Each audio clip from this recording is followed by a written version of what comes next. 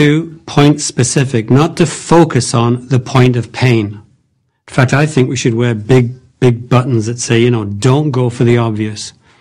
As an illustration, consider that your house was just overrun and plagued by rats.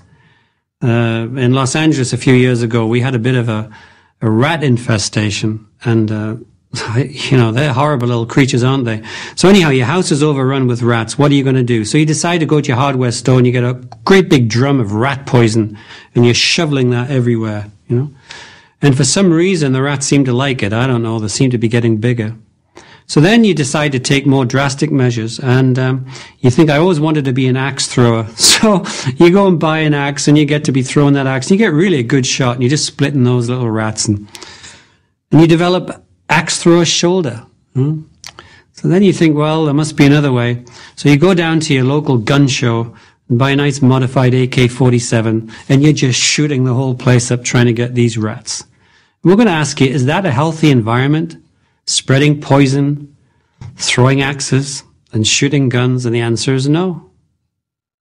But if we think about injuries, don't we take the same road? Don't we use poisonous, toxic materials? And that's basically what I think anti-inflammatories are. They can be very poisonous and very toxic to the system. And don't we consider cutting like an axe, but with a scalpel?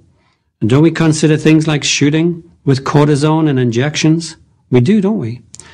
But the one thing when vector control came in, and the one thing they said to me is, you've got to find out where the rats are coming in. And you've got to find out what's attracting them. Because we'd seen them nibbling everywhere, and they were nibbling at food storage that we hadn't protected. We could see their little nibble marks everywhere. So we know where the rats were nibbling, but the key was, where were they getting in? So we took all the food away and made it safe, and then sure enough, we found a location where they were getting in, and we stopped them. Now, all the foot pain we're talking about, the ankle pain, the bursitis or the tendinitis, all the so-called sort of calcium deposits or bone spurs, the pain on the plantar surface, the problems with deformities of the toe, these are where the rats are nibbling. But where are they getting in? And the answer is further up in the deep compartments of posterior tibialis and soleus, the balance between the peroneals acting as a sling for the ankle, the anterior compartments, the imbalance there, that's where they're getting in. So we're going to work at where they're nibbling, but we want to see where they're getting in.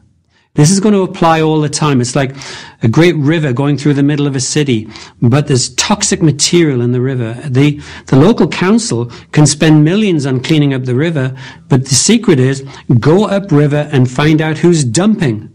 Shut them down and stop spending money. So we can have pain in an area, but let's go upriver. Let's find out where the problem is, shut that down, and pain dissipates at the same time. Let's go now and demonstrate just how to do this. In dealing with a lot of the foot problems, I'm often asked, what about warming the muscles?